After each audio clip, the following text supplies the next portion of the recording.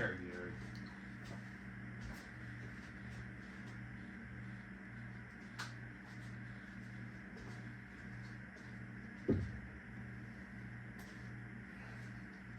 If it doesn't record, it's not meant to be. Alright, welcome to Fort Labrador Woodworking. I'm Joe, or actually a lot of people just call me Joey. This is my wife Kayla. Hello. And, well, this is try 3 to make this video. That's who we are. We are not content creators. That's how this is going. Yeah, that's how this is going. So welcome. This is our intro video to this channel. So welcome. Obviously, you can see in the first 30 seconds how well this is going. So, let's talk again about how we started this business. let's put it this way. Our first video wasn't bad, but we were like ping pong machine. Okay, like, we were all over the We place. could not stay on one subject. No. Second take was amazing. We hit it on the dot. We were like, except the phone decided to stop recording at some point apparently. So And we never noticed. So. Never noticed. So here we are. Anyway, so if I happen to leave in the middle of this video and come right back, it's probably because I'm checking to make sure this is still recording and we're not wasting our time, or wasting your time for that matter. Anyway, continuing along this journey of ours, let's talk about the business and Fort Labrador Woodworking, where we are, how this came to be and everything. So, If I can't see the paper, what tells me what we're talking about? so it just says your name. It says it's how to spell your name. Oh, okay. So we started this business back probably 3 years ago, and it really just started with the third floor in our house. It was pretty much finished, but in order to make it a bedroom, there had to be a closet, and there was no closet space or really an area to put like a closet. So I had the brainiac idea that we were going to build a built-in dresser and a closet that was big enough where we could do a barn door. So, with that being said, we had no square walls because it's in a built 1930 house. So with it being built in 1930, none of the walls are perfectly square. So that definitely brought some testing moments, trial and error. But it was a wonderful process of... Still recording. Yes. So because it wasn't square, nothing was even. It was a very finicky process. I mean, don't get me wrong. Like, we had fun. We worked on it together, and like we accomplished it. I mean, we had just had a baby, so those were our date nights of getting up to the third floor, having a sitter downstairs, and us working together. It was our date night, and that was how we kind of we did couple time. We built stuff, and that's where it kind of just evolved from there, and then it turned into, hey hun, I'd like more storage space. Furniture. So then she asked for a bed, captain's bed, and so she came up with this grand plan and measurements. It was a beautiful design. Yeah, I spent probably a whole day figuring it out, how many drawers I wanted, how big I wanted them to be for a king-size bed. And included a shoe cubby at the foot of the bed, and then these like elaborate bookshelves on the side with an overhang so we could put lighting in as well, because I'm not a big fan of ceiling fan lighting. So with that being said, made a slight calculation error. Yeah, I mean, really the whole thing came together beautifully, except, when she gave me the measurements with height, she just really miscalculated the height. And so when we put the mattress on finally, it literally was up to here, man. And I'm a 6'2" guy, like, that we needed thing, a ladder we built literally to needed a ladder, or we needed a trampoline to jump into that thing. So, hey, but so, needless to say, we had to chop off the top 2 drawers and didn't rebuild it. But luckily, we got lucky with that. So if you go to my Instagram page, it's the very first one, the black bedroom set. You can see we have hidden pull-out shelves on the bookshelf. That's our bedstand sides. But that was our first true piece of furniture for the business. And from there, I mean, it led into family and friends kind of like saw that, and that, then they and we built some entertainment centers. He built me a laundry table, so like, and he did live edge on the laundry table, so that started getting eyes of all of our friends and family, and getting it out there. We do work full time, both, and he was also working part time at the time as well. Plus having a baby, and we just got the house, so there's a lot on our plate, but having our jobs kind of opened our connections with people, and that led to our first build with a paramedic at one of his part-time jobs. We did a kitchen table, and it was a leaf extension, rustic farmhouse style with a matching bench. Also found on the Instagram page. And I mean, everything went great with it, minus the tabletop itself. So, really, what the issue I had was, I didn't like the first one, and so I went and I redid it. The second time around, I just completely butched it. I don't remember what I did, but I messed it up. So I redid it a third time, and so then I was finally happy with the product to deliver to the customer. So, and like that wasn't, like that one wasn't even, there was no labor in that. That was literally just materials. No, we were trying to build up a portfolio because we never did a table before. Yeah, so. and that was literally, we were just doing it to do it at that point. There was no mindset of a business really at that point. And then after that, it just kind of spiraled, and we had so many many requests of furniture that were like, hey, let's make this into a business. So and see what we can get out of it. Yeah, so it just kind of just the ball just got rolling, and it just kind of kept going from there. So, and that's kind of where we're taking it into like. So let's kind of talk about that. We're like where we started with and how we got started. Okay, so a lot of you might think like, well, how much tools did you have? Did you have to buy tools? So I won't lie, I had tools to start, but the tools I had to start. So for years I've been in the DeWalt family. I still have DeWalt tools. I mean, I got DeWalt right here, DeWalt Impact. I got Milwaukee, Ryobi Festival. You know what I mean? So like, I have a mixture. There is no one real brand that I stick to. I really don't. I don't know. You first started out that you stuck with DeWalt. I stuck with before woodworking even came into play. And mainly that was because I was doing mostly like general construction type stuff, like just fixing this up, fixing that up kind of deal. And I used those tools to build furniture, so like there wasn't really joinery. It was kind of just like basic joints, basic wood glue, screwing, wood puttying over the screw holes, your basic stuff. I think our tool inventory didn't really start building until we actually got on Instagram, decided, hey, we're going to go and become an LLC. Yeah. We started posting on Instagram, just get content out there to get into the community of woodworking. And that's when we started like researching like different ways of building furniture and seeing different types of tools being used. And that's where like the Fez tools started like being more appealing to do certain jobs. And we didn't necessarily stick to DeWalt because it was the cheapest. We looked at quality over quantity. Yeah, a lot of it comes down to quality over quantity. A lot of it is research. There's a ton of research. She can attest to it. When I was doing the track saw research, man, I was spitballing like RPMs and depths and everything to her. So really do your research. Of course, it was going to be his present, and for I think Christmas one year or something like that, or Veterans Day, something like that. So I kept asking like, "What do you want?" And it took a long time to get that answer out. But in all seriousness, so not to lose track here. So I started with my basic set of like DeWalt tools, and that's how I was building my first set.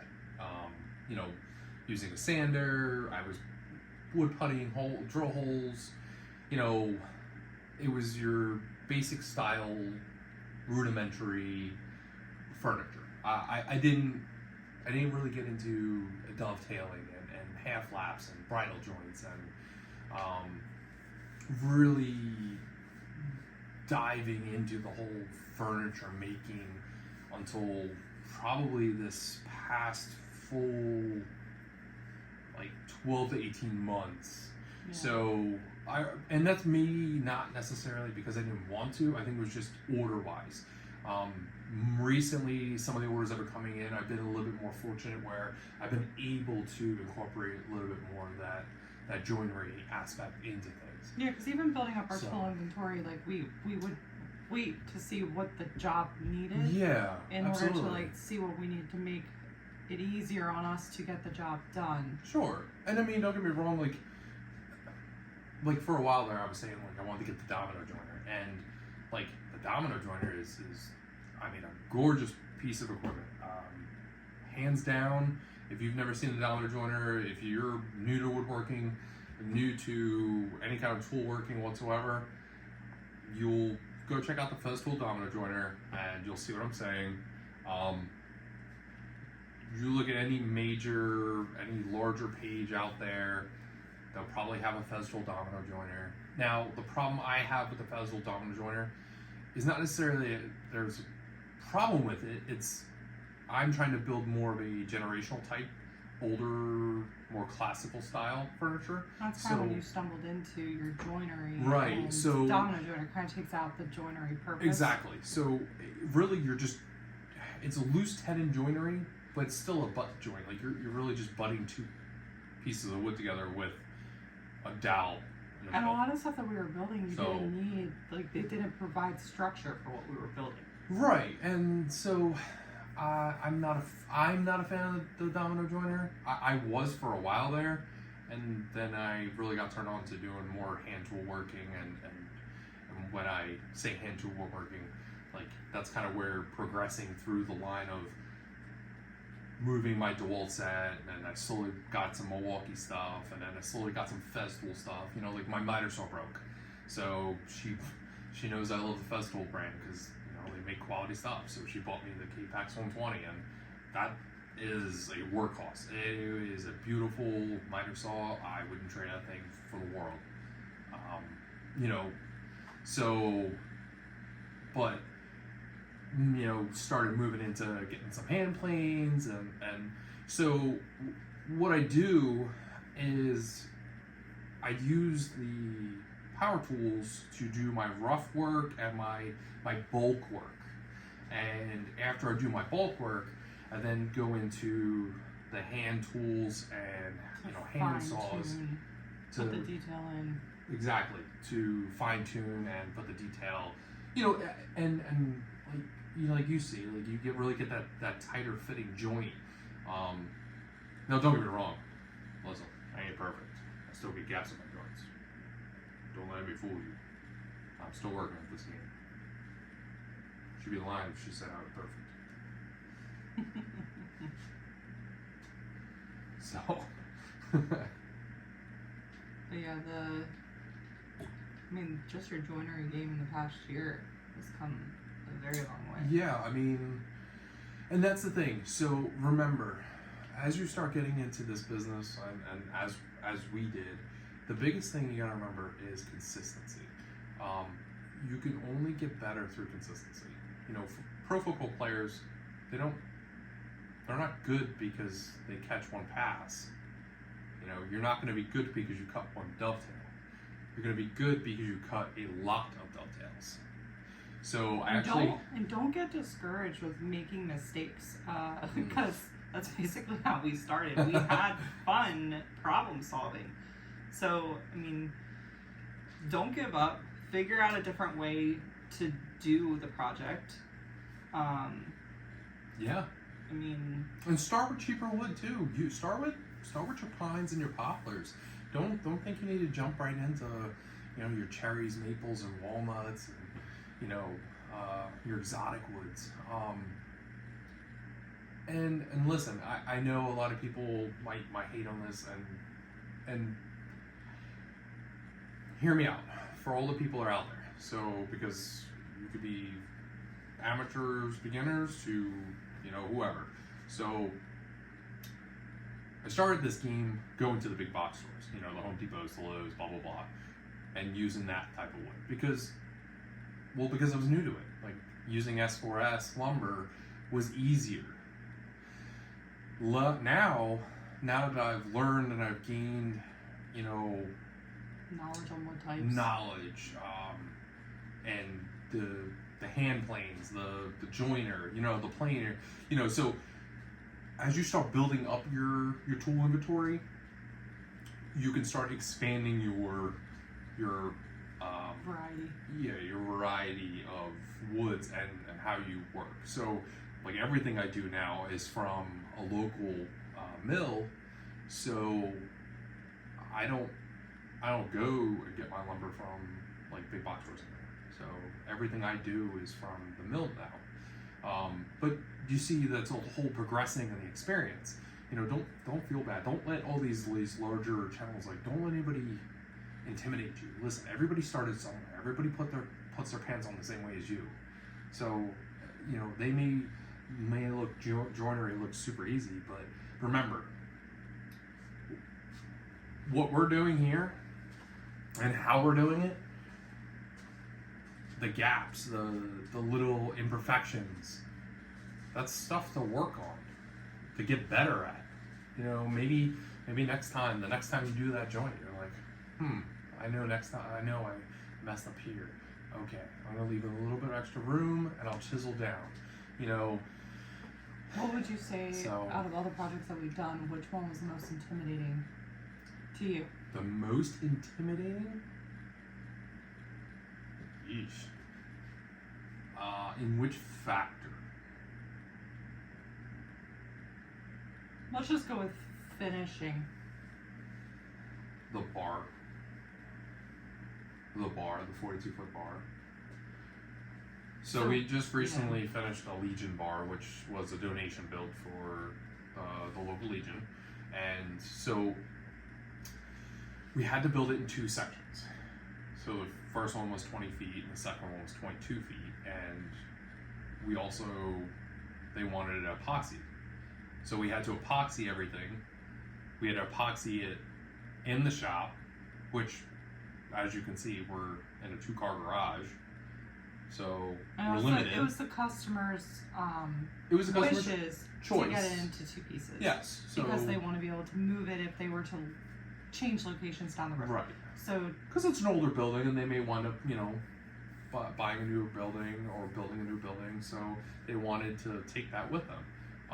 So we did a cherry, drink rail, cherry front rail, maple for the bulk of the bar top, and then we put the different branches, and then we epoxied. So we had to actually do molds almost, and then do connections. That was pretty intimidating. It was large. Our first project that was that big of size, but then we were also dealing with the epoxy pour levels had to match up on both pieces, and we didn't have both pieces here because they wouldn't fit. So it was really open praying they would equal out, and we wouldn't have to do much work. We did measure the mold and everything before the first one got delivered, but it was still a lot of hope and praying on that one. I think the most intimidating piece that we did was the table for the fire department, our first epoxy pour, with the decals. We had never done epoxy at all, and they wanted an epoxy table with their logo in the center of it, and that was nerve-wracking because they did hire a third party to make the decals, and we had to pour epoxy on them and prayed that it went well.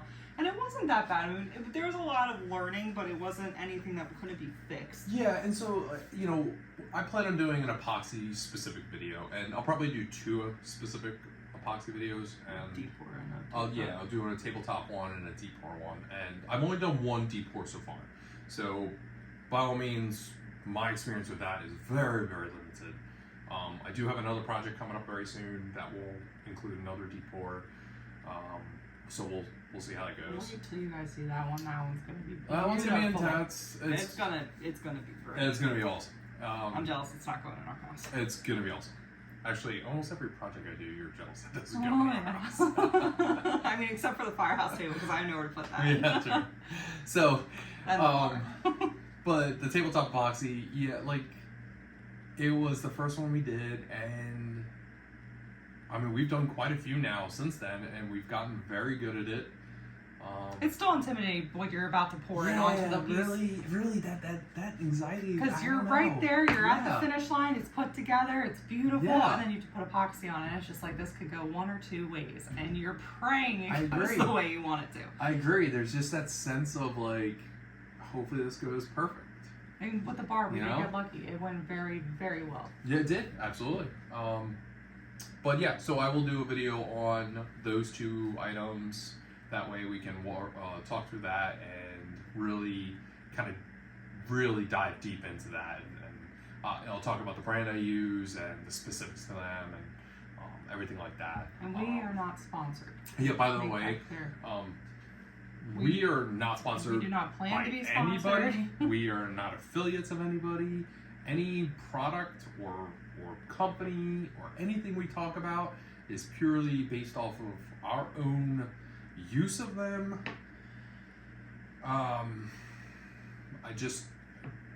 We're not great at content. Yeah, we don't do content. We get out here to connect with the community. Yeah, this is not content creative. Like I guess technically this is content creative. It is content creative. Yeah.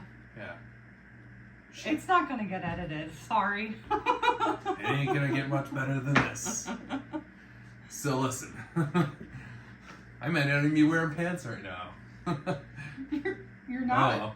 Well, so, but no, listen, we are not content creators. We're not getting paid for any of this. We're not getting paid by any company. We're not getting paid to support or suggest or push any product on anybody. So if we suggest a product, it's only purely based because we've used that product and we liked using that product. And our experience has been really well. Exactly. So. And we'll also tell you which ones we don't like. Like for me, for one, since I do majority of the finishing, staining, and all that stuff, I do not like gel stains. He likes them a little bit.